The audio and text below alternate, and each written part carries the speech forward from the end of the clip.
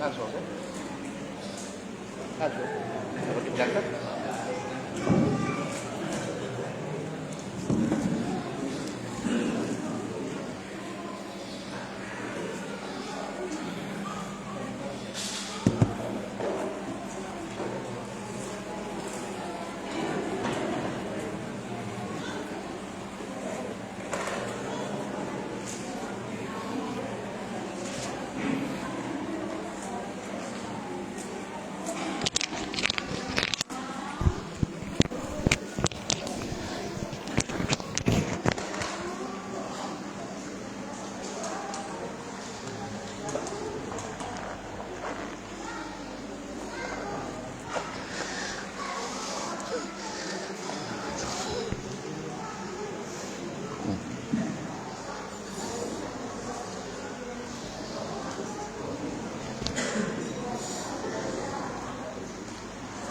Bismillah.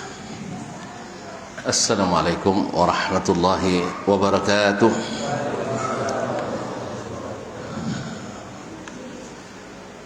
Alhamdulillahi zil jalali wal ikram, sahibit tawli wal in'am. Ahmaduhu subhanahu wa ta'ala ala ni'amil idham, kama ashkuruhu ala alaihil jisam. Asyhadu an la ilaha illallah wahdahu la syarika lah, al-malikul allam, wa asyhadu anna Muhammadan abduhu wa rasuluh, sayyidul anam,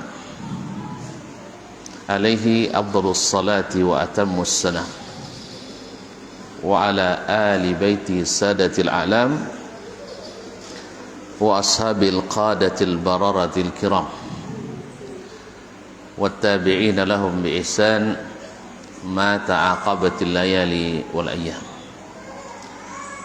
Thumma amma ba'd, fa awla ma yuftatahu bihi al-kalam bimithli hadzal maqam al-wasiyatu bi taqwallahi al-malik al-allam wa ta'atihi 'ala ad-dawam. Fa inna taqwallahi a'la nasab wa inna ta'atahu aghla muktasab. Inna akramakum indallahi atqakum wa tazawwadu fa inna khairaz zadi taqwa.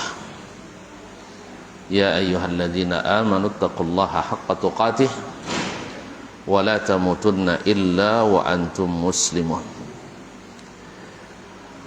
Bapak dan ibu-ibu, saudara-saudara dan saudari serta adik-adik dan anak-anak jemaah masjid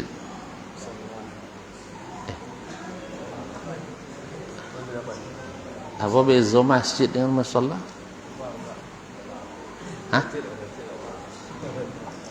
Masjid, kalau musalla itu lapangan ya sih ya. Oh begitu. Masjid musalla Utsman bin Affan radhiyallahu anhu di Mempura, Benteng Ilir, Kecamatan Mempura, Kabupaten Siak. Masya Allah, tabarakallah. Alhamdulillah, ini suatu nikmat kita bisa bertemu dekat. Mudah-mudahan mendatangkan rahmat dan membuat tentram serta dikelilingi para malaikat. Dan di akhir perjumpaan insyaallah kita dapat bingkisan berkat berupa ampunan Allah Subhanahu wa ta'ala. Qumu maghfuran lakum. Oleh sebab itu tidak boleh berhenti kita untuk memohon kepada Allah supaya kita diterima. Sebab kalau kita diterima, maka diampuni dosa-dosa kita. Dan dosa itu adalah hutang. Semakin banyak hutang, semakin tak berani kita berjumpa dengannya. Sah? Tapi kalau hutang selalu dilunasi, maka kita percaya diri datang ke rumahnya. Buya ya. Jadi saya keluarnya hutang sama Buya ini tidak berani berjumpa. Nampak di jalan ngelak.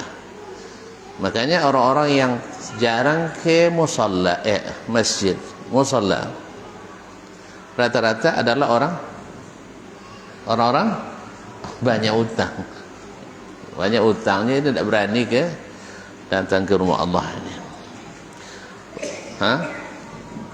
Apanya? Didekatkan lagi. Woi, kita makan pula nih. Baik. Diulang lagi sih. Tadi tidak jelas. Ya kan tidak jelas diulang lagi. Apa payahnya ulang mukadimahnya? Nah, kaum muslimin dan muslimat dirahmati Allah. Jadi padahal kalau kita sering ke sini, utang semakin sedikit. Utang lagi, datang sini, lunas lagi, sah. Bukankah langkah kita diangkat, naikkan derajat, diturunkan, menghapus utang? Berwuduk kita juga menghapus utang-utang, salat juga. Dan duduk di majelis ilmu ini sebesar-besar sarana untuk melunasi hutang. Makanya kita semakin tak berhutang, semakin senang dan tenang di sini. Tapi kalau banyak utang, khawatir datang ke tempat-tempat ini. Makanya kita mengajak seluruh kaum muslimin dan muslimat cepat bayar hutang. Di mana tempat yang paling banyak? Di musalla Utsman bin Affan dan masjid-masjid Allah yang lain. Kaum muslimin dan muslimat dirahmati Allah. Allah itu patut kita bersyukur karena kita diberikan kesempatan melunasi hutang-hutang kita. Makanya saya bercita-cita, tolong diaminkan ya. Bercita-cita, berharap kalau bisa malamnya lepas isya masih mengaji seperti ini. Besok lepas subuh alhamdulillah mati. Tapi bukan subuh besok. Ya, tapi bukan subuh besok ya. Tapi kalau bisa seperti itu. Sebab apa? Di majelis ini Masya Allah tabarakallah, Allah berikan kita kesempatan untuk melunasi hutang-hutang itu. Kemudian subuh besok dapat solat sunatnya lebih baik daripada dunia dan seisinya, apalagi wajibnya. Nah, kalau sudah dapat lebih baik dunia seisinya, diterima bang ya, dialah mati kita. Sah? Tidak usah pikir lagi, biar bisnis itu ada yang jalankan nanti. Ya, dakwah akan ada yang jalankan pula. Sekali lagi saya mengajak untuk sama-sama bersyukur.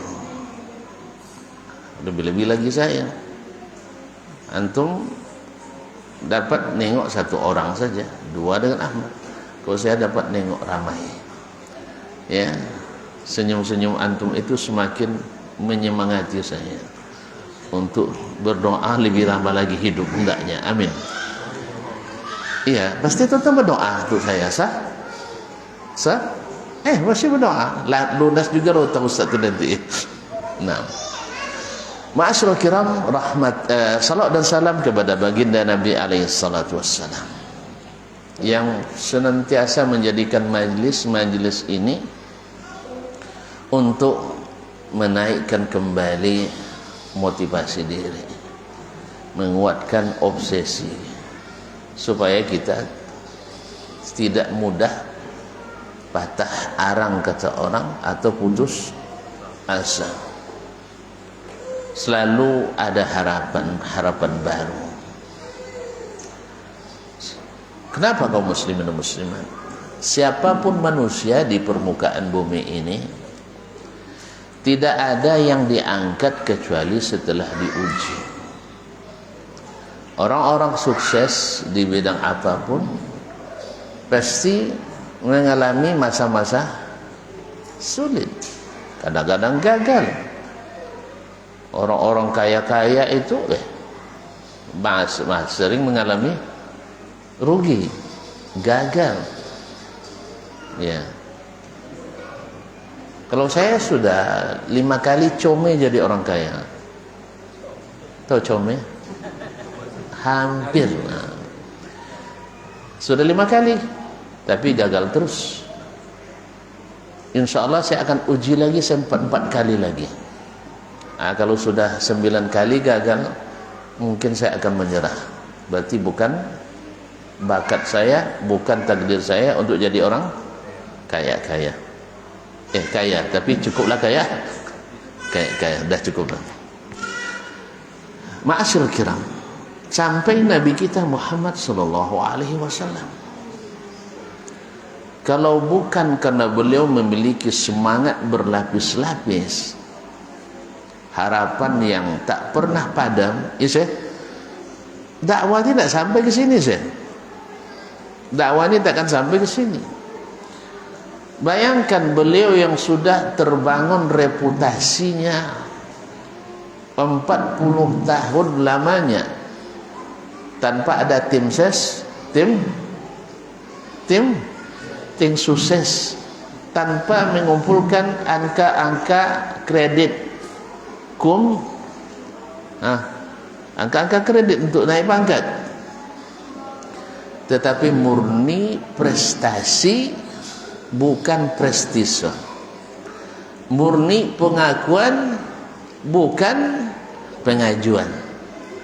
Beliau mendapat gelar As-Sadiq, At-Tahir, Al-Amin. Orang yang bersih, orang yang jujur, orang yang benar. Prestasi. Kira-kira kalau kita sudah punya modal ini, lalu terjun ke masyarakat berdakwah, cukup enggak modal? Awak jujur, terkenal ya, bukan klaim kita aja, oh saya jujur, bukan. Ini diakui oleh masyarakat semuanya bahwa beliau cerdas. Nabi cerdas tak ya? Serius? Cerdas kan? Kemudian sidik, benar. Kemudian apa lagi? Amanah. Amanah. Bukti amanahnya beliau, setelah dakwanya ditolak sekalipun, orang-orang Quraisy masih menitipkan uang pada beliau, menitipkan barang berharga. Berarti amanah tuh kan? Pada musuhnya nih, tapi mereka masih nih. Maka masalahnya bukan masalah akhlaknya rusak, tapi gaji berbeda kan ya. Gaji beda. Mereka tuh bagus orangnya, cuman gajinya beda sama kita. Bedalah produk bumi dengan produk langit. Tentu beda. Yang dibawa Nabi agama, produk langit. Ma kunta tadri mal kitab walal iman. Kamu sebelumnya tidak tahu Alkitab walal iman, dan bagaimana perincian keimanan. Walakin ja'alahu nuran nahdi bihi man nasha'u min ibadina. Tapi kami jadikan Al-Quran itu cahaya yang dengannya kami bimbing orang-orang yang kami kehendaki di antara hamba-hamba kami. Pas bicara tentang cahaya, hilang cahaya.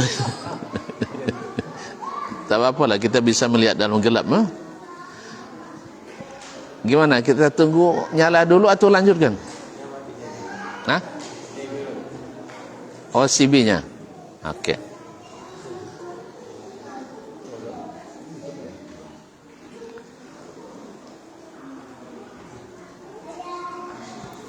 Masya Allah. Alhamdulillah. Awak kira sabotase pula. Alhamdulillah. Kaum muslimin, kaum muslimat, sampai di mana tadi, Pak? Cahaya.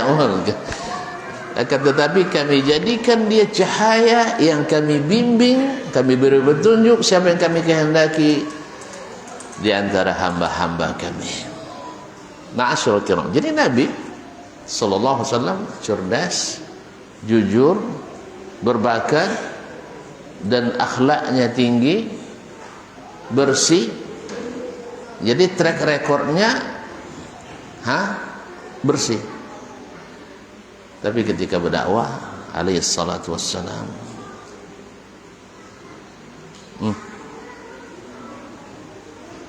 ketika berdakwah seolah-olah beliau tidak dihargai sedikit pun oleh orang-orang Quraisy. Kan sakitnya tuh, sakitnya. Fala'allaka bakhi'un nafsaka, barangkali kamu nak mencelakakan dirimu gara-gara mereka tidak beriman. Awak yang sejujur itu, yang seamanah itu, yang bersih itu, tetapi ternyata dakwahnya tetap ditolak. Subhanallah, kaum muslimin dan muslimat dirahmati Allah SWT. Ini memang sirah Nabi ini, sejarah Nabi alaihi salatu wassalam. Kalau kita pelajari kaum muslimin, apapun yang kita alami dalam dakwah ini, dalam kehidupan ini, kayaknya lebih ringan, jauh lebih ringan daripada yang dialami oleh Rasulullah sallallahu alaihi wasallam dalam dakwah. Beliau tidak dihargai dakwahnya oleh orang. Pernah tak tuan-tuan mengalami hasil kerja kita, dakwah kita, ya tidak dihargai orang? Pernah tak mengalami? Tidak, kurang pengalaman antum. Kalau saya sudah sering, ya sudah sering. Nah, orang tidak bisa menjalankannya kalau memohon kepada kita menghidupkannya. Misalnya sebuah lembaga, saya dari awal sudah sadar itu, saya jadi pendorong mobil mogok. Memang dari awal sudah saya niatkan itu memang pendorong mobil mogok. Kalau mobil mogok, atau pilih-pilih orang enggak untuk mendorongnya? Weh, pilih-pilih orang enggak untuk mendorongnya? Siapa yang lewat?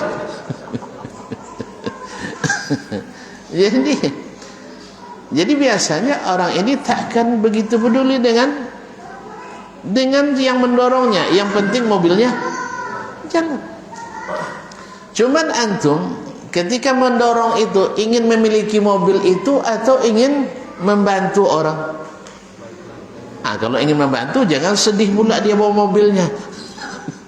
Sah? Tapi kalau ingin memiliki mobil orang itu, siapkan duit, jangan dorong aja. Siapkan duit, beli mobilnya. Pak, mobil Bapak dari mogok terus, lebih baik saya beli saja.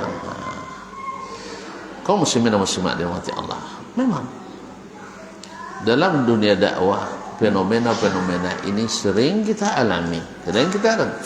Awak pulang, misalnya pulang kampung, dulu waktu belajar sejak CD lagi sampai kuliah selalu juara kan, rasa-rasanya langsung orang kampung, woi percaya menyambut kita. Sah? Kalau bahasa kampung siapa Ustaz? Pas dalam pulangnya timbul-timbul teh akik dia orang nyambut dia ni. Tahu timbul-timbul teh? Tak ada teh di sini ya. Pernah tak lihat teh dulu yang belum disaring, bikin teh kan tentu pakai teh celup semua sekarang. Sah? Apalagi sini orang yang buat, tak buat kita. Jadi teh itu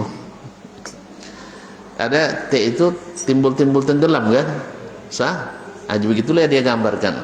Orang menyambutnya dia dorong kampungnya di seberang, jadi harus pakai rakit. Kalau sini apa nama rakit itu? Penyeberangan tuh. Iya, sampan kecil kan, ini rakit. Nah, iya, kan ramai isinya.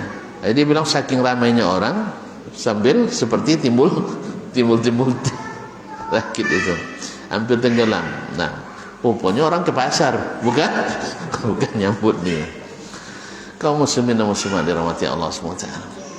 Tetapi ternyata obsesi beda dengan kenyataan. Di luar ekspektasi kata orang sekarang. Bayangkan dalam dakwah ini, masya Allah, semuanya akan berjalan lancar. Ternyata tidak. Oleh sebab itu, maka seorang dai, seorang guru, seorang, tentu saja sebelumnya seorang Rasul alaihi salatu wassalam, dia tidak habis ketika langsung tidak diterima. Maka Nabi kita alaihi salatu wassalam bukan tidak sedikit bujuk rayu, ya ditentang, tentu dengan kasar banyak sekali, kan dihalangi, diprovokasi, diintimidasi, sampai-sampai beliau bi abi wa ummi salawatullah alaihi wasallam, sampai-sampai beliau sedang salat diletakkan di atas punggungnya kotoran onta. Subhanallah, memang orang-orang jahil itu tidak pernah berpikir jernih. Coba bayangkan, menurut keyakinan mereka, bawa kotoran ke Masjidil Haram dekat Ka'bah, boleh apa enggak? Nah, menurut orang jahiliyah dulu, boleh apa tidak? Mak tak tahu ya, tanya bola baju Ustaz gitu ya. Mengotori, bagi mereka mengotori Ka'bah boleh apa enggak? Ya enggak boleh. Bagi mereka Ka'bah masih terhormat. Enggak boleh. Kalau sempat ada orang mengotori Ka'bah, mereka cari itu. Enggak berani mereka. Cuman karena sakit hati yang tak beralasan kepada Nabi Muhammad sallallahu alaihi wasallam, walaupun Nabi sedang salat di Ka'bah, mereka letakkan juga kotoran onta itu di atas punggungnya. Otomatis kotor tak tempat itu? Kotor. Nanti yang disalahkan siapa? Coba. Yang disalahkannya siapa? Hah? Yang disalahkan siapa? Tetap yang salah Muhammad sallallahu alaihi wasallam. Bukan mereka yang salah. Yang bawa siapa? Mereka. Tapi yang salah, itulah inyo makan cempedak, awak di begotan. Paham tak? Dia makan cempedak, getahnya dilapkan ke baju kita. Akhirnya rupanya cempedak curian pula. Pas dicari semua orang, adanya getahnya di tangan, di baju kita. Itu dulu awak yang mencuri. Begitulah orang-orang jahil itu. Maka tidak jarang orang-orang jahil tahu enggak masjid bukan tempat berteriak-teriak? Tahu enggak? Bukan tempat bertumbuk atau berkelahi, tahu enggak? Tapi sering enggak mereka buat kelahian di masjid? Sering enggak? Kenapa? Yang salah ustadznya. Yang salah ustadznya, bukan mereka yang salah. Yang salah ustadznya. Kenapa salah? Kajinya beda. Memang bedalah kaji produk langit dengan produk bumi.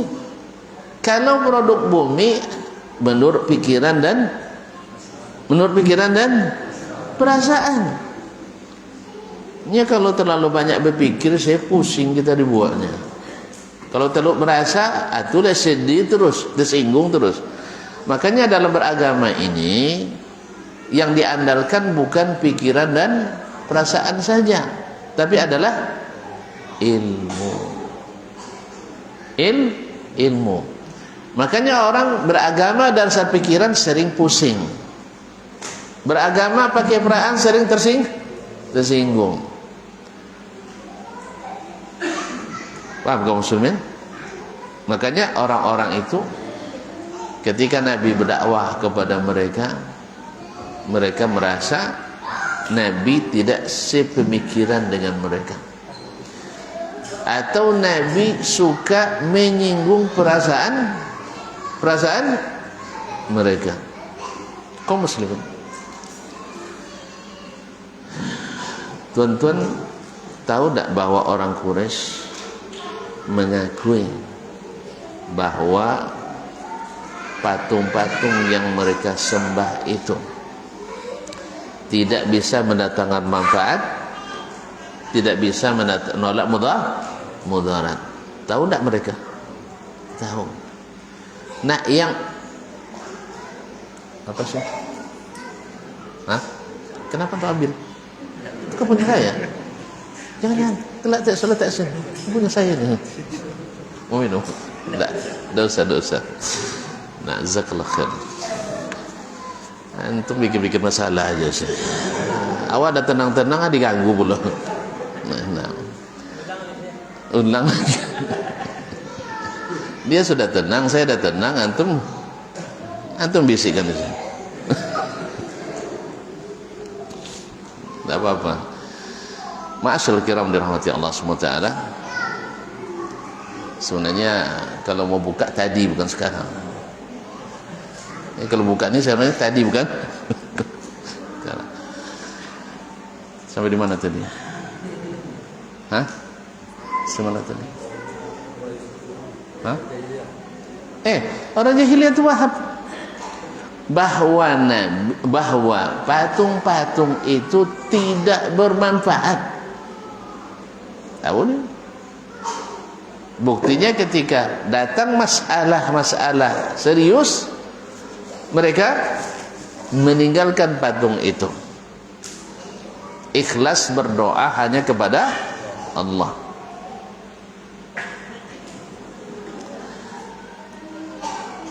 Tetapi kalau oleh sebab itu Nabi ingatkan mereka, kenapa kalian tidak berpikir yang tidak bermanfaat kok disembah, lalu kalian tinggalkan yang lebih berkuasa, yang maha kuasa. Nabi hanya menjelaskan itu salah, cuman karena mereka orang perasa akhirnya tersinggung. Makanya alasan mereka ke Abu Talib, laranglah anakmu itu Abu Talib, dia itu suka menyesat-nyesatkan kami, suka membilang kami bodoh, sapa ahlamana. Seingat saya tidak ada pula Nabi bilang mereka bodoh kan. Mereka yang sering mengucapkan kata bodoh itu kan sering yang menerima ucapan tuduhan bodoh, tak paham, tak ngerti, akal picik, wazan sempit. Siapa yang selalu mengeluarkan? Mereka. Tapi yang tertuduh, itulah ramatni bidai hawan sallat, kata orang Arab, kata orang kita, lempar batu sembunyi badan. Lempar batu sembunyi, bukan badan tangan lagi, badannya sembunyi juga. Nah, tidak ada orang. Jadi mereka yang berbuat, Nabi yang tertuduh alaihi salatu wassalam tidak mempan dengan provokasi, ya. Nabi dibilang dengan gelar-gelaran yang menghilangkan semua reputasi selama ini. Dibilang Nabi pendusta, dibilangnya Nabi gila, dibilang Nabi penyair, dibilang Nabi dukun. Padahal yang semua itu ada pada mereka. Semua itu ada pada mereka. Yang dusta mereka, yang dukun mereka, yang gila. Jadi kaum muslimat yang mati Allah. Tapi Nabi SAW tetap melangkah, karena Allah selalu memberikan kepadanya harapan besar bahwa apa yang aku takdirkan Nabi Muhammad SAW takkan berubah. Makanya ketika Nabi SAW berdoa kepada Allah SWT supaya umat ini jangan sampai dikuasai secara totalitas oleh musuh Allah kabulkan. Dan jangan dihancurkan dengan malapetaka seperti hancurkan umat-umat terdahulu, Allah kabulkan. Tapi ketika Allah katakan aw yalbisakum syi'an liyuziqa ba'dhum ba'sa ba'dhin, supaya kalian jangan berselisih sehingga masing-masing merasakan permusuhan sebagian yang lain. Kata Nabi, wahaza ahwan, ini lebih ringan. Ternyata bantah-bantah itu lebih ringan. Iyalah lebih ringan dibanding kalau seandainya Allah musnahkan kita seperti umat Nabi Nuh. Mau? Mau? Asal dosa dihilangkan di muka bumi? Tidak. Makanya berselisih itu lebih mudah. Kalau dulu Nabi sallallahu alaihi wasallam ditentang oleh orang-orang kafir yang menganggap dirinya bukan kafir, menganggap dirinya dalam kebenaran, bukan dalam kebatilan. Mereka menganggap mereka yang benar. Makanya orang-orang sesat tak pernah berniat. Orang-orang sesat perlu berniat sesat? Ada orang yang tersesat berniat sesat? Tidak. Lalu kenapa mereka sesat? Tuan-tuan, apa yang menyebabkan orang tersesat?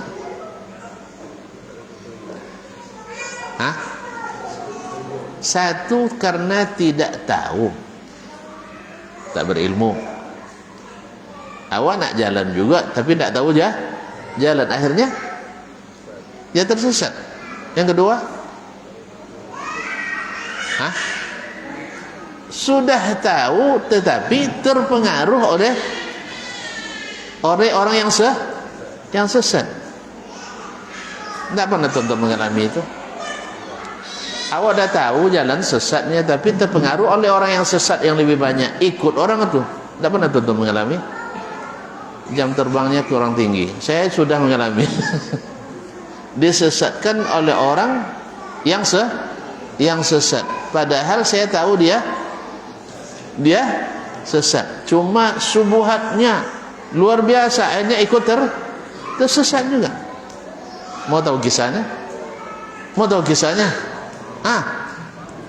Saya di Mina ngapain orang? Haji. Selesai melontar jumrah, ini kalau tidak salah saya tahun ke-10 saya di Arab Saudi. Berarti sudah pengalaman tak haji? Iya, aku sudah haji ke-10. Pengalaman tak kira-kira? Masa tuan-tuan sekali dah pengalaman, awak 10 kali tak pengalaman? Dah pengalaman kan? Istilahnya boleh katakan hafal oleh saya jalan.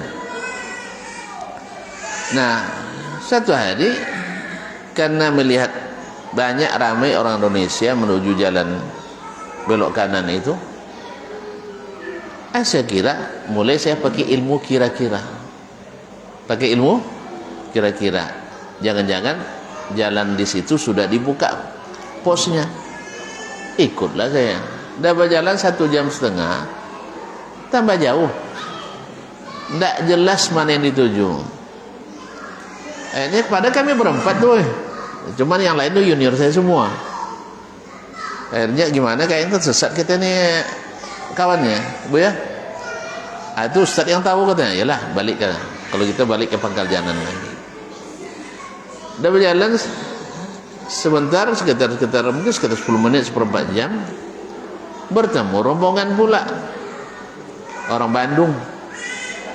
Jumlahnya sekitar 14 orang.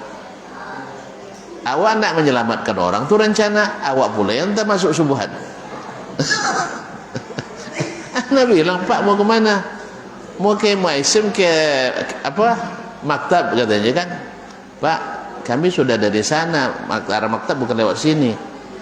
Saya tadi perginya lewat sini Pak katanya. Betul, dibuka akses. Iya pasti, yakin katanya. Akhirnya hilang pula keraguan saya. Iya, Pertama, mereka ramai, semuanya mengiyakan pimpinannya. Jadi ya, kalau sudah ramai-ramai mereka sepakat mengatakan bahwa di situ mereka jalan tadi ketika pergi, berarti pulang bisa lewat situ juga. Akhirnya terpengaruhlah saya Ustaz dengan subuhat itu.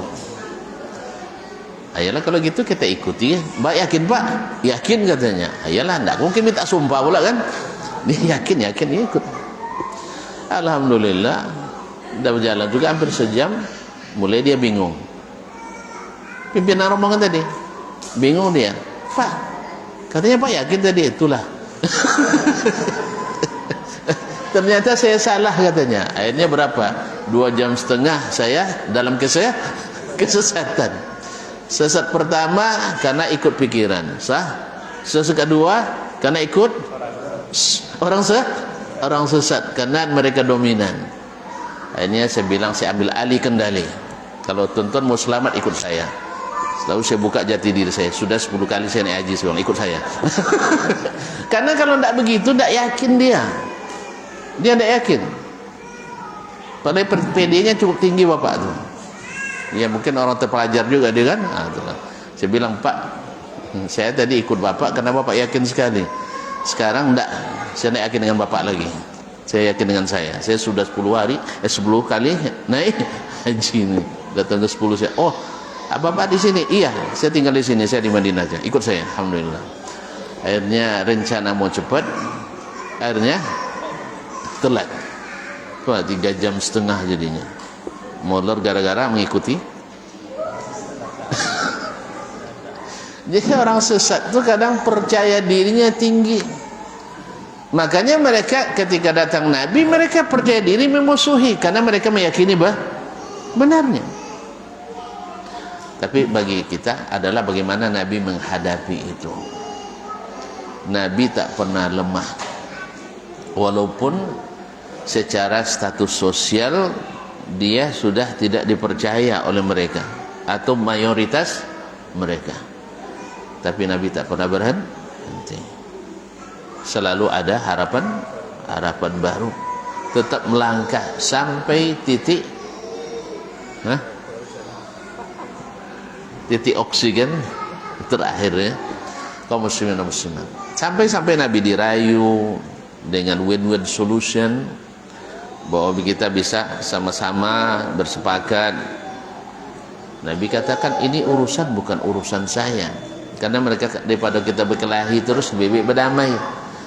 Kan katanya Islam itu rahmatan lil alamin, harus saya kasih sayang, damai. Oleh sebab itu ayolah, jangan saling menyalahkan. Ikut agama anda dan nanti anda ikut pula agama kami. Kan bagus kan, win-win solution. Daripada berkelahi terus kan, lebih baik damai dalam badai. Damai dalam badai. Ini apa yang terjadi? Nabi sallallahu alaihi wasallam, ini masalah ini Allah yang putuskan. Maka Allah turunkan qul ya ayyuhal kafirun. Tidak bisa kalau masalah ini, tidak bisa. Anda kalau yang mengetahui itu semua adalah Allah SWT. Jadi untuk mendamaikan kita bukan dengan mengakui kebatilan, tapi adalah dengan menegakkan tauhid dan keadilan. Nah, karena agama ini asalnya adalah produk langit, lalu ditempel-tempelkan padanya inovasi tiada henti,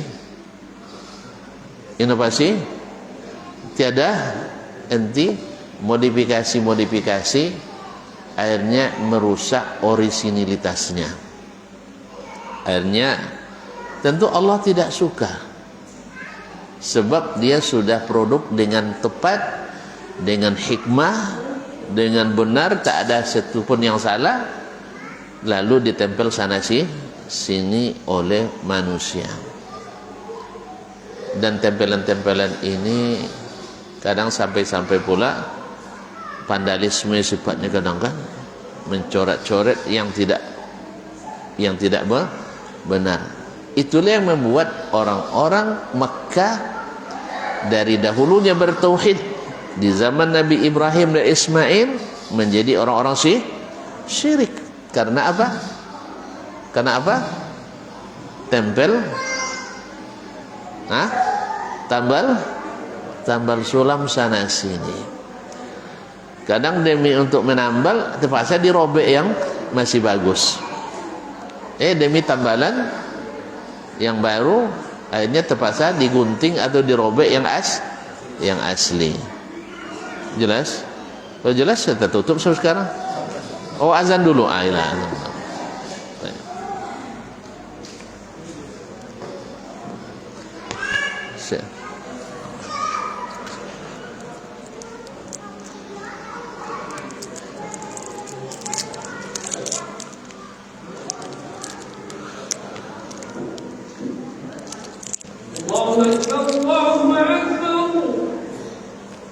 Allah berallah.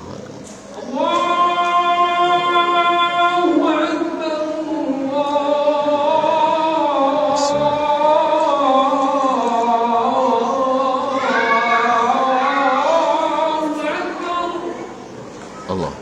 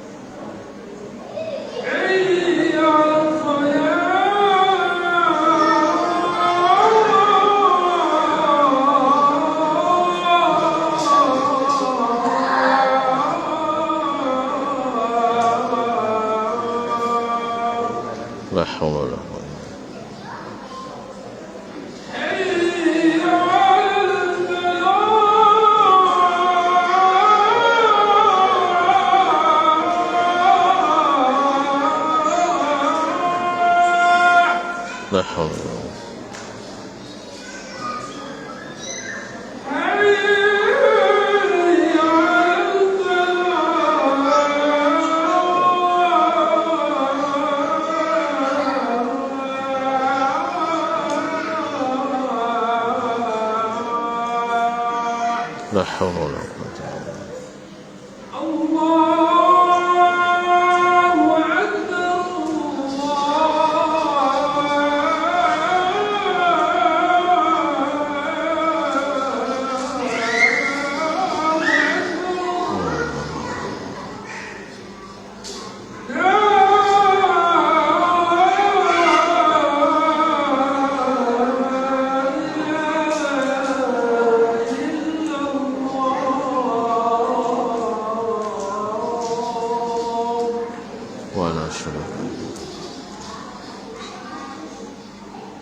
Allahu akbar.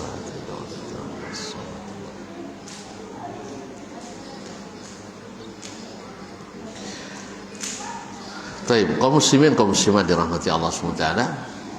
Jadi kenapa terjadi perbedaan tadi? Karena memang yang didakwakan Nabi berbeda dengan yang mereka ikuti. Dan Al-Quran banyak menjelaskan itu. Wa idza qila lahum ittabi'u ma anzalallah, apabila dikatakan kepada mereka ikutlah apa yang Allah turunkan, qalu bal nattabi'u ma alfayna alaihi aba'ana, tidak mungkin, tetapi yang kami ikuti adalah apa yang ditinggalkan, diwariskan oleh nenek moyang kami. Padahal awalau kana aba'uhum la ya'qiluna syai'a wa la yahtadun. Padahal nenek moyang itu banyak di antara mereka tidak paham agama dan tidak pula mengikuti petunjuk. Bukti mereka tidak paham. Apa bukti tidak paham? Tidak ada dalil yang mereka sebutkan. Dari coba membuat patung di dalam Ka'bah, ada dalil? Ada enggak dalil membuat patung-patung dalam Ka'bah? Ada enggak dalil yang membolehkan? Hah? Tidak ada. Subhanallah. Jadi hanya perasaan dan pikiran tadi, hanya mengikuti pemikiran dan perasaan mereka. Menurut pikiran mereka ini bagian dari memuliakan Allah Subhanahu wa taala. Masa iya Allah Subhanahu wa taala suruh untuk melakukan kesyirikan? Ya la yaqiluna syai'an wa la yahtadun, dan dapat hidayah. Makanya dihukumlah masa sebelum Nabi itu oleh Allah dan Rasulnya sebagai masa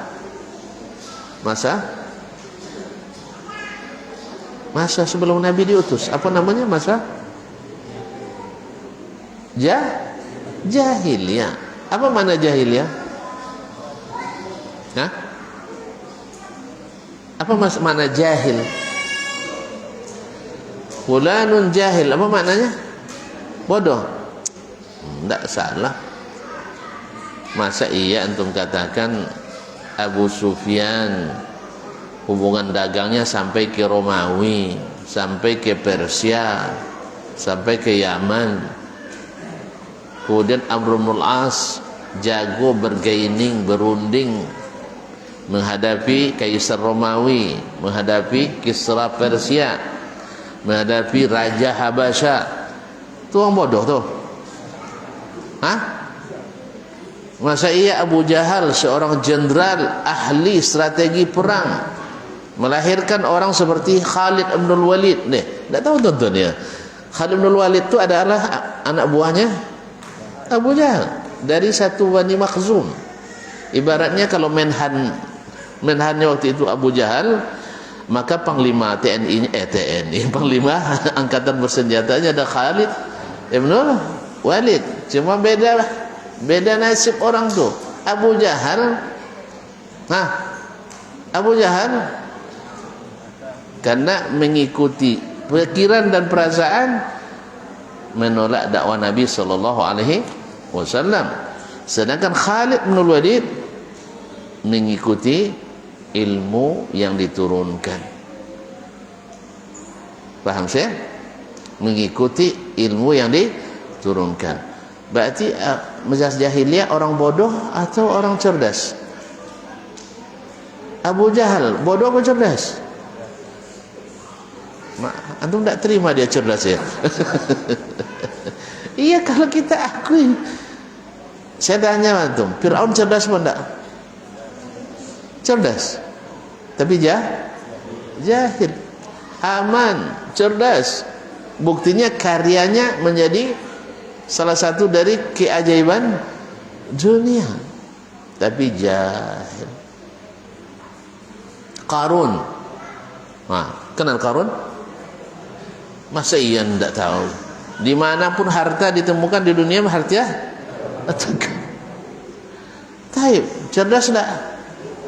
Cerdas tidak? Cerdas, tapi jahil. Kalau gitu apa makna jahil?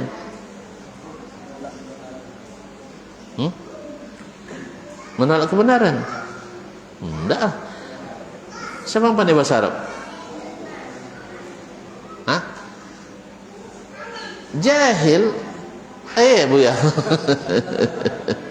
Jahil itu lawan alim. Coba tanya Bu ya saya itu.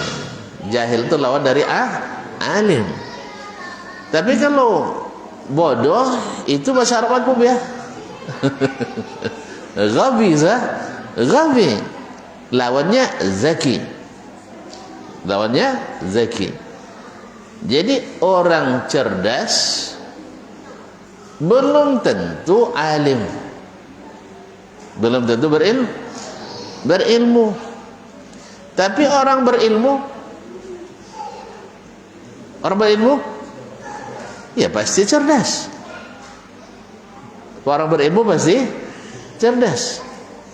Makanya cerdas tidak menyelamatkan, tapi ilmu yang menyelamatkan. Maka Nabi kita alaihi salatu wassalam, apa yang membuat beliau bisa berdakwah dengan benar? Dengan kecerdasankah atau dengan ilmu? Terpaksa ulang balik kaji. Nabi sebelum diangkat jadi rasul cerdas atau tidak? Cerdas. Tapi sudah bisa berdakwah? Sudah bisa berdakwah? Maka kalau ada profesor misalnya nanti, tapi tidak pernah belajar agama, jangan suruh belajar jadi imam, weh. Tidak selesai nanti sholat kita. Ijajul katanya kan. Dia profesornya bukan di bidang agama. Dia cerdas ya. Misalnya Pak Habibie misalnya, orang super cerdas kan, terkenal di dunia. Tapi jangan minta fatwa kepada Pak Habibie. Paham tak? Pak, saya setelah tolak 3 datang sayang sama mantan istri, gimana caranya? Pasti dia suruh ke Dasman aja katanya kan, ke saya kan, sah?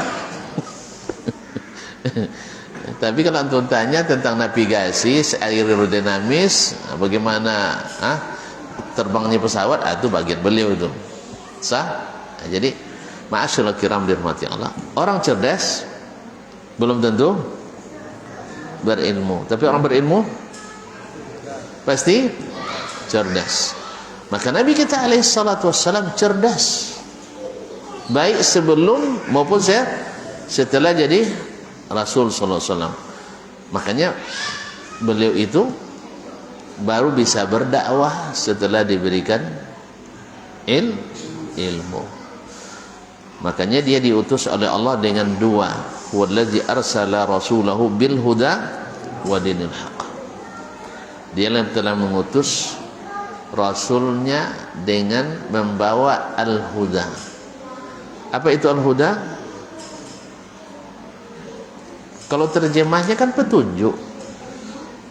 Petunjuk itu apa? Nama besarnya?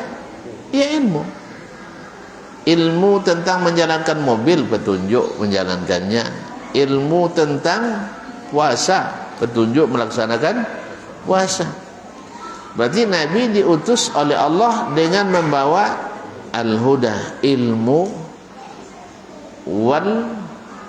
wa dinil haq, dan agama yang hak, yaitu amal. Jadi Nabi itu bukan hanya berteori, tapi juga beramal nyata. Oleh sebab itu segala ibadah, segala keyakinan, segala apapun yang ada dalam agama ini, prakteknya ada pada Nabi alaihissalatu wassalam, baik secara tekstual maupun kontekstual, baik secara istidlal maupun secara istinbat. Makanya para ulama tak boleh bicara dalam agama kecuali dengan dalil. Kalau mereka tidak berdalil, harus dipaksa untuk mengeluarkan dalil. Kalau tidak berdalil, mohon maaf, syekh memang alim, tapi kami tidak bisa mengikutinya karena tidak berdalil. Karena Nabi SAW dulu juga dituntut orang untuk mengemukakan dalil. Kan Nabi kan diminta untuk mengemukakan dalil. Boleh atau tidak? Maka dia terima ilmu dari Allah Subhanahu wa ta'ala. Ilmu dari Allah itu apa namanya? Wahyu. Turunnya melalui wahyu. Tapi namanya apa? Ya ilmu. Ilmu itulah yang menjadi dalil. Makanya agama ini agama Allah, maka mesti bersandar kepada Allah tabaraka wa ta'ala ilmunya. Tapi kaum muslimin dan muslimat dirahmati Allah, tadi kita katakan Nabi dirayu tapi juga tidak memban. Kenapa? Karena beliau targetnya bukan hanya diterima dakwahnya, tapi targetnya adalah diterima seperti yang diinginkan Allah tabaraka ta'ala. Kan banyak dai kadang supaya dakwanya diterima, akhirnya dia merubah-rubah agama.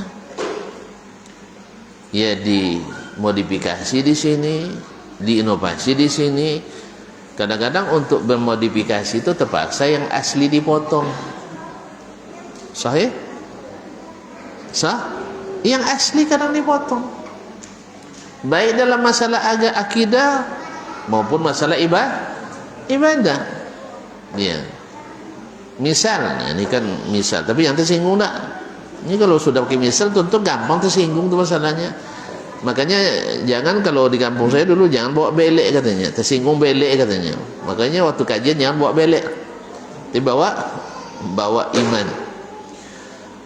Misal, nih, apa contoh yang tidak ada di sini? Saya ingin contoh yang tidak ada dilakukan orang di Indonesia ini. Apa kira-kira ya?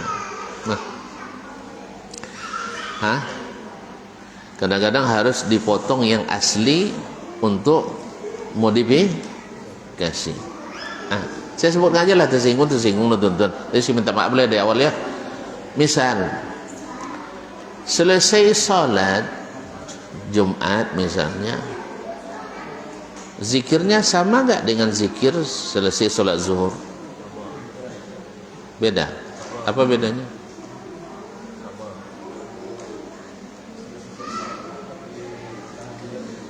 Oh, iyalah betul. Yang saya bilang yang aslinya, Bang. Aslinya sama atau beda? Sama dah. Abang tahu sama dari mana?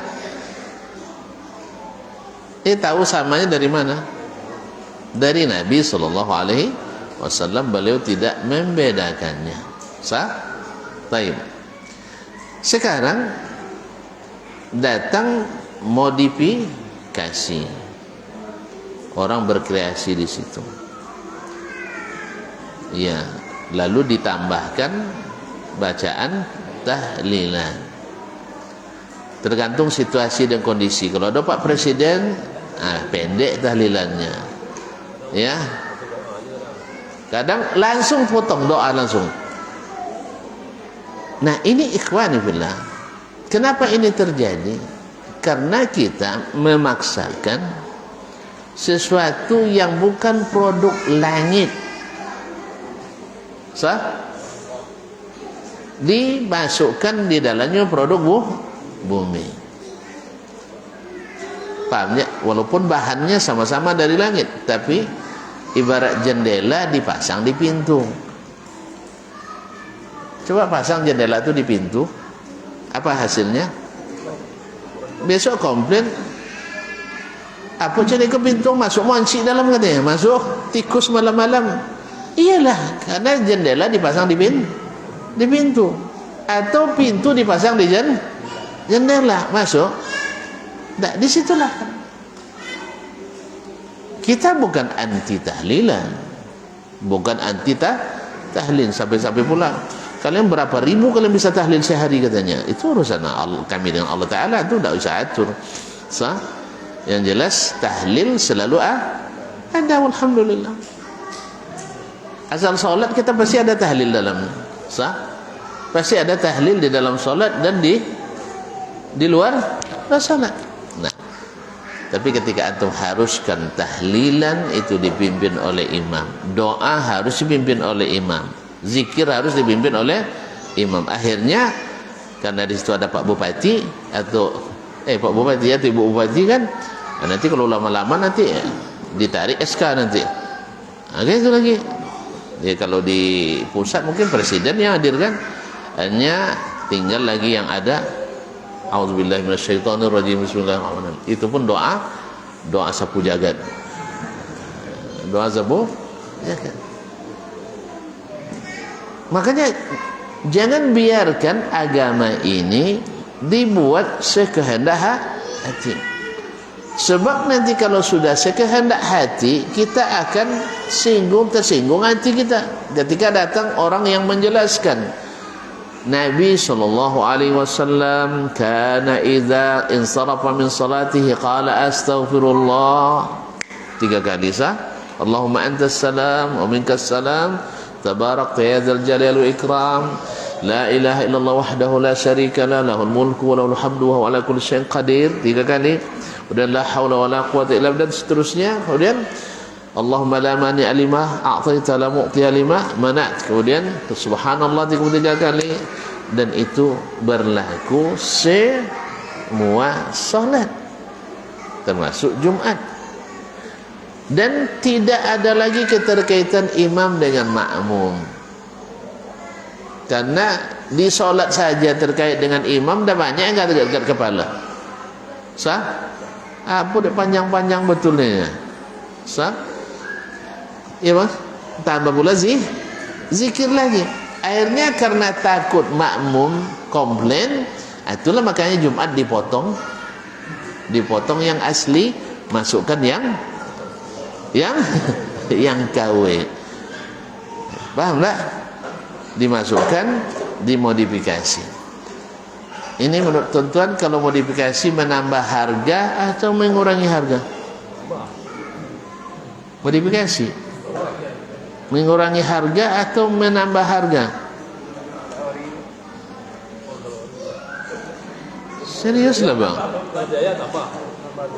biaya bertambah tapi harga jual, wih, harga jual. Kau tidak percaya bang, besok beli NMAX, habis itu modifikasi 2 hari lepas itu bawa ke showroom lagi, turun harga atau naik? Biaya tambah atau turun? Biaya tambah, harga turun. Jadi antum bikin tambahan, tapi di sisi Allah nilainya turun. Orang showroom juga akan tidak mau menerima kecuali dengan harga turun. Apa sebab? Karena selera mereka sehat. Baru naik harganya di antara yang juga punya hobi kayak antum juga. Jadi kaum muslimin dan muslimat dirahmati Allah, inilah yang membuat Nabi SAW tidak diterima oleh kebanyakan masyarakatnya ketika berdakwah. Pasti Nabi merasa sakit, tak dihargai. Sakit. Akhirnya di Mekah tak dihargai, coba pula ke Taif dengan harapan kalau tidak saudara kandung bantu, apa kandung bantu mudah-mudahan sesuan kan banyak sesuan Nabi Taif. Ternyata juga di luar ekspektasi, di luar harapan. Tapi Nabi putus harapan? Tidak, Nabi tidak hilang kendali dia. Jadi kalau kita kaum muslimin dan muslimat dirahmati Allah, dalam dakwah ini kadang-kadang ada ustaz yang cerita sama kawan, saya ustaz katanya. Mau tahu ustaznya? Saya kasih tahu nah orangnya dari Jawa dia. Sudah 3 pesantren yang saya bangun dengan susah payah, setelah jadi saya dikeluarkan.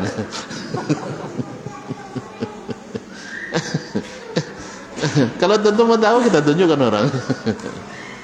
Ya, dia bangun dari alifnya, dari kecil, dari belum ada menjadi eksis, dan mulai banyak dari itu. Biasalah orang kalau anak-anak masih bahasa lemo, tidak ada yang mau jago kan. Tapi kalau sudah gadis, ngaku tuh keponakan saya, anak saya, menantu saya, betul kan? Makanya ini kaum muslimin dan muslimat dalam Islam dialami juga oleh orang-orang yang pendahulu kita, para sahabat Nabi alaihissalatu wassalam. Kadang-kadang keputusan bukan karena tidak menghargai, tapi karena ada sesuatu yang dipelihara yang lebih penting. Misal Khalid ibn Walid setiap berperang tak pernah kalah. Tak pernah kalah. Umar bin Khattab, tuan-tuan kan tahu beliau itu adalah, kata Nabi, pintu yang menjaga umat dari fitnah. Maka beliau katakan, ini tidak bisa, nanti bisa dikultuskan si Khalid ini. Maka beliau turunkan. Kalau kita kan purnawirawan kan, kalau dulu tidak ikut lagi berperang seperti prajurit biasa. Menurut tuan-tuan, kira-kira ada enggak yang akan bertanya-tanya? Pasti banyak. Kalau kita misalnya sempat di suatu tempat itu di top leadernya tertinggi, tiba-tiba jadi bawahan, apa bisa cuma itu biar kan gitu. Pasti bertanya. Jadi ada yang juga tanya, masa iya? Lalu kata Khalid bin Walid, ingat ini perkataan yang luar biasa kaum muslimin, yang saya harap itu bukan penghargaan Umar, tapi bahasanya bukan seperti itu. Saya berjihad itu dari zaman dulu sampai hari ini lillah, bukan karena Umar. Jadi dimanapun posisi saya akan tetap berjihad. Alhamdulillah. Maka dia, kalau kaum muslimin dan muslimat, kalau sempat pula beliau, orang yang perasa kayak kita ini, langsung gantung sorban, gantung sarung kan, tidak dakwah lagi, tidak ikut berjihad. Cerita Al-Qadisiyah tak terjadi, Ustaz ya. Bagaimana Khalid mengendalikan kembali kemenangan dengan jumlah pasukan yang sedikit, sekitar 3.500 orang, tapi bisa mengelabui pasukan yang katanya ada yang mengatakan 120.000, ada yang mengatakan 300.000 pasukan. Wih. Kalau sempat dia, dan kalau tidak jadi jenderal, lembar dana topai, dan tidak mau saya pergi perang lagi, ya. Cerita itu tak ada dalam sejarah. Kaum muslimin dan muslimat. Makanya mereka dia bilang, saya berjuang lillahi ta'ala. Sa'ad bin Abi Waqqas, kenal kan? Kenal. Siapa dia? Sahabat yang dijamin masuk surga di antara 10 sahabat. Dikenal keikhlasannya, sampai doanya mustajab, terkenal. Ternyata ada juga orang yang memprovokasi orang Kufah itu kan, orang Irak itu kan banyak masalahnya dari dulu. Nabi bilang al-fitnah hahuna. Nah, cuman orang kini sabu dia nejet Arab Saudi kan, cak je lah, nak apanya biasa sang Nabi difitnah itu, apa lagi Wahabi. Biarin aja lah. Karena dusta itu, kalau orang yang tidak bertaubat, dia akan menerima akibat. Karena kita berdakwah ini bukan karena ikut orang Najd, bukan karena ikut Arab Saudi, tapi karena ikut Al-Quran dan Sunnah Nabi alaihissalatu wassalam. Tapi mohon maaf ya, kalau saya berpendapat, kalau orang itu undang-undang dasar negaranya Al-Quran dan Sunnah, menurut tuan-tuan pegangnya pada Al-Quran dan Sunnah kuat atau longgar? Kuat tak? Apa contohnya? Kita, apa undang-undang dasar kita? Itu dasar negara, undang-undang dasar. Undang-Undang Dasar 45. Wajib tak dipegang teguh di negara ini? Wajib dipegang teguh apa enggak? Kan lapor nanti. Wajib. Bahkan presiden sendiri bila buat keputusan bertentangan dengan Undang-Undang Dasar 45 wajib dianulir. Tapi jangan tentulah demo enggak. Nanti ada DPR RI yang akan menegaknya. DPR RI bila mengesahkan undang-undang bertentangan dengan Undang-Undang Dasar 45 wajib dibatalkan. Apalagi Pak Bupati, Pak Wali Kota, camat, apalagi Pak RT. Ya. Kadang-kadang kan ada keputusan-keputusan yang bertentangan dengan Undang-Undang Dasar 45, itu wajib dibatalkan karena kita wajib berpegang teguh pada Al-Qur'an pada Undang-Undang Dasar 45 di negara ini. Nah, sekarang mereka di sana undang-undang dasarnya adalah Al-Qur'an dan Sunnah. Mungkin tak mereka golongan sesat? Tapi semua golongan katakan mereka golongan sesat. Gimana itu? Hah? Weh. Berlakulah istilah sesama sesat tak boleh saling menyesatkan. Akhirnya dicari yang tidak sesat. Jangan tersinggung ya.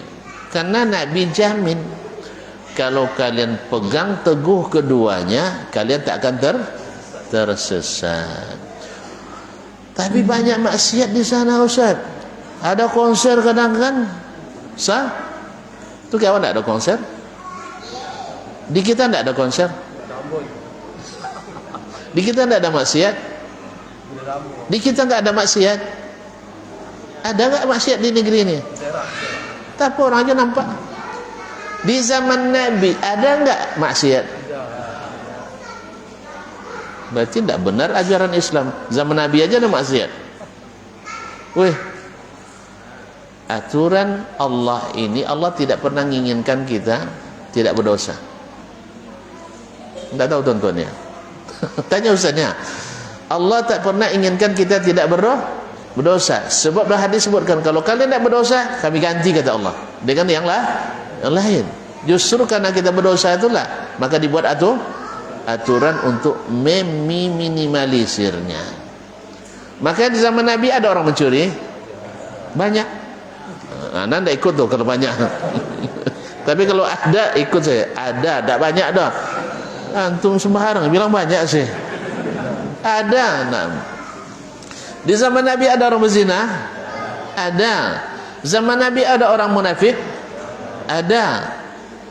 Tapi zaman Nabi ada enggak aliran sesat? Weh, ada enggak aliran sesat di zaman Nabi? Ragu tentunya. Orang Islam tapi punya aliran sesat ada enggak? Enggak ada. Yang ada kafir, musyrik, munafik. Iya, di zaman Nabi tidak ada aliran sesat. Kenapa tidak ada aliran sesat? Maksiat ada, tapi aliran sesat enggak ada. Kenapa tidak ada aliran sesat? Karena Al-Quran dan Sunnah tegak. Tapi Al-Quran dan Sunnah bisa tidak menghilangkan seluruh maksiat? Iya deh bang ya. Tidak bisa. Sebab apa? Amalan itu bertingkat-tingkat orangnya. Ada yang teguh, ada yang setengah. Makanya Allah sebutkan thumma awrathnal kitabal ladzina istafaina min ibadina faminhum zalimun li nafsihi wa minhum muqtasid wa minhum sabiqun bil khairat. Kemudian kami wariskan Al-Quran itu kepada orang yang terpilih di antara hamba-hamba kami. Di antara mereka ada yang zalim. Apa makna zalim? Pendosa. Ada yang berdosa. Allah yang membenarkan itu, bukan kita. Tapi yang tersesat dengan Al-Quran Sunnah ada enggak? Itu ya Reji. Kalau ada itu saya tidak ada guna Quran Sunnah Reji. Jadi yang aliran sesat tidak ada kalau berpegang teguh pada Al-Quran dan Sunnah. Jelas? Makanya sahabat, ada enggak yang masuk aliran sesat? Kalau yang bilang ada, tunjuk tangan, saya minta. Namanya siapa? Sahabat tidak satu pun yang terlibat aliran sesat, walaupun aliran-aliran itu sudah ada di masa mereka. Apa contohnya aliran sesat yang lahir di zaman sahabat masih hidup? Khawarij. Buktinya Utsman, sahabat utama, mati di tangan Khawarij. Ali radhiyallahu taala anhu akhirnya sibuk menghadapi orang Khawarij. Tapi ada gak sahabat yang ikut Khawarij? Yang bila ada, tunjuk tangan. Tidak ada sahabat yang masuk aliran Khawarij. Qadariyah ada di zaman sahabat masih hidup, sampai Abdullah bin Umar bin Khattab bilang, katakan kepada mereka saya tak ada hubungan dengan mereka, mereka tak ada hubungan dengan saya. Mereka mengingkari takdir. Tapi ada gak sahabat yang terlibat aliran Qadariyah? Gak ada. Kenapa enggak? Kenapa enggak? Ya ikhwan, kaum muslimin dan muslimat, mereka itu beriman pada Al-Quran dan Sunnah. Sedangkan aliran-aliran yang sesat itu apa yang menjadi buat mereka sesat? Pikiran dan perasaan. Mumtaz, ahsan. Pikiran dan semuanya berdasarkan pikiran, menurut pemikirannya, menurut perasaannya. Oleh sebab itu tuh tak boleh pakai pikiran dan perasaan. Ya boleh, tapi harus dibimbing dengan Al-Quran dan Sunnah. Bila bertentangan pikiran dan perasaan Al-Quran Sunnah, wajib ditinggalkan. Jelas? Makanya seluruh aliran-aliran yang menyimpang itu akibat pikiran dan perasaan. Jelas selesai? Akhirnya Sa'ad bin Abi Waqqas radhiyallahu anhu pernah jadi gubernur di Irak, di Kufah. Ada juga yang mengadukannya kepada khalifah. Ya. Bukan karena kesalahan Sa'ad. Makanya Umar radhiyallahu ta'ala sekali lagi memanggil Sa'ad bin Abi Waqqas untuk meredam apa tadi? Tekanan-tekanan dari masyarakat. Bukan Sa'ad salah, enggak. Umar tahu itu adalah isu dari mereka, karena memang Irak itu luar biasa, khususnya Kufah. Sa'id ibn Amr al-Jumahi juga sama, diberhentikan juga oleh Umar, bukan karena dia menggelapkan keuangan negara, bukan tak beres untuk mengurus rakyat, tidak, tetapi justru karena beliaulah yang sangat berhati-hati, akhirnya orang pun sangat ada juga pengaduan tentang dia. Apa sebab? Sekali dalam sepekan dia tidak masuk kantor, istilah sekarangnya, tidak ngurus urusan rakyat. Lalu dipanggil Umar, kenapa? Saya punya hanya sepasang baju untuk tugas. Tentu sekali sepekan harus dicuci kan? Antum baju berapa kali dicuci? Nah, ini sekali sepekan dicuci, otomatis dia sambil nunggu kering kainnya, di mana dia bersembunyi?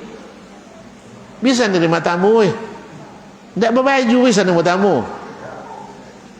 La ilaha illallah. Presiden tidak berbaju bisa nerima rakyatnya? Hah? Tidak. Nah, makanya menunggu bajunya kering, dia harus berdiam diri di rumahnya. Tak mungkin, tapi jalan pula di rumah. Akhirnya itu pun jadi kritikan orang. Makanya terlalu rajin kadang dikritik juga. Ambil cuti pun dikritik juga. Makan sakit juga, tak dimakan sakit juga. Akhirnya ambil aja prinsip, ya. Yang makan durian naik juga asam urat, tak makan naik juga. Lebih baik makan aja. Ini kan halal kan, tapi jangan berlebihan. Ya enggak cuti kita. Dibilang juga, cuti pun dibicarakan juga. Ambil cuti. Cuti kan halal kan? Cuti halal enggak? Libur boleh enggak? Antum sekolah nak libur terus dulu. Libur boleh aja. Nah, jadi kaum muslimin dan muslimat dirahmati Allah.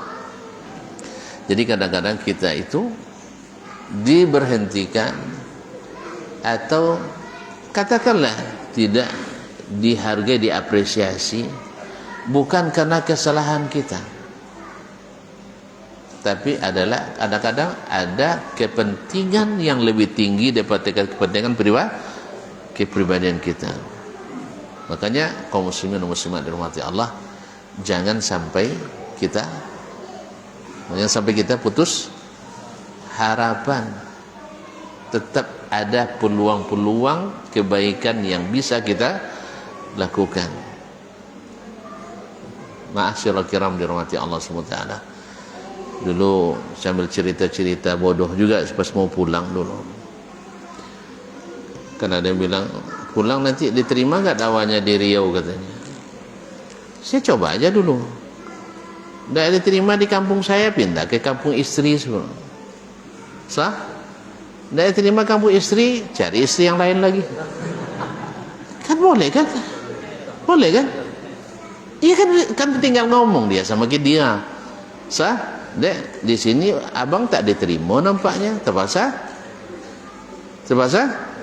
cari tempat yang bisa menerima. Sampai nanti seluruh Riau juga tidak ada terima, pindah ke Sumatera Barat sebelum. Tidak juga pindah Sumatera Utara. Tidak juga nanti ujungnya sampai ke Papua misalnya. Sah? Gitu aja kok repot. Yang penting kita takkan putus harapan berbuat kebaikan. Oleh sebab itu makanya seorang muslim seperti kata Khalid, saya berjuang bukan karena Umar, bukan karena kedudukan, tapi lillahi tabaraka wa ta'ala. Dimanapun ditempatkan, dimanapun posisi, saya harus isi dengan ketaatan kepadanya. Karena apresiasi manusia itu kecil, tapi apresiasi Allah sangat besar. Berapa banyak orang-orang hebat itu tak dihargai awalnya di keluarganya, tak dihargai di masyarakatnya, tapi setelah terbuka jati dirinya, baru sibuk mereka minta maaf kepadanya. Cuman kadang-kadang sudah terlambat kan? Sah? Nah, mereka tidak tahu. Sebagian orang kan hanya segan pada kedudukan kita, segan pada harta kita, mungkin segan pada bagaknya kita. Sah? Ada seorang ustaz cerita dulu waktu pergi kajian di sebuah kantor, tidak pernah disambut di depan oleh petugas orang-orang pegawai itu. Masuk aja karena masih naik motor katanya. Habis itu dia bawa mobil lagi. Nggak salah mau berental pula awalnya kan. Nah, pas nampak semua orang disambut sampai ke mobil, Masya Allah, dia merasa tersanjung. Tapi dalam pikiran saya berarti yang dihormati orang itu adalah mobilnya, bukan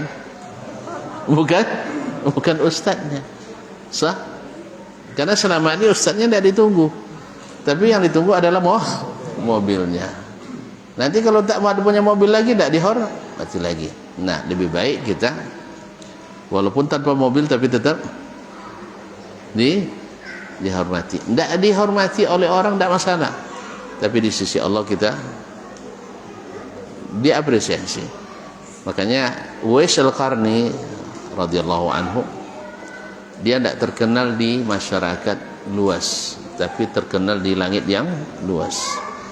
Pas sampai Nabi berpesan kepada sahabat, kalau kalian bertemu dengannya, jangan lupa minta dia mendoakan kalian. Ingat ya, bukan doa jarak jauh, ya, tapi kalau ketemu, jangan tunggu mati dulu minta dia doakan kita. Yang mati itu ya harus kita doakan. Nah, jadi kadang-kadang mengambil dalilnya benar, tapi penggunaan dalilnya yang keliru. Ya, doakan oleh orang soleh memang boleh disyariatkan, tapi kalau Kamu kalau sudah mati, doakan dia. Doakan dia, dan ingat setiap kita doakan, kita didoakan oleh para malaikat. Baik, kaum muslimin dan muslimat dirahmati Allah, saya kira cukup demikian sebagai pengobat rindu di antara kita. Ya kan, sekali 6 bulan ya Syekh Abu Rehan, sekali 6 bulan ya kan, sekali 3 bulan Pak. Ini amannya tidak mau ngasih jadwal, itu masalahnya. Nah, Allah musta'an. Yalah, saya kira sangat jelas sekali ya. Ya maklumlah kalau sekali-sekali ini untuk memotivasi, sah, menambah semangat dah. Nah, dan ingat bahwa sesungguhnya kita itu harus selalu punya harapan baru terus. Ya, tidak terpaku pada satu kegiatan, tak terpaku pada satu kerja, dan habis kerja ini kita buat kerja yang lain lagi. Nah, kalau nak tahu konsep nanti boleh juga kita sharing insyaallah taala. Iya kan? Nah, wallahu musta'an wa alaihi tuklan. Semoga Allah memberikan kita ilmu yang bermanfaat, amal yang saleh, doa yang terkabul, dosa-dosa yang diampuni. Wa subhanakallah bihamdik, asyhadu an la ilaha illa anta, astaghfiruka wa atubu ilaik. Wassalamualaikum warahmatullahi wabarakatuh.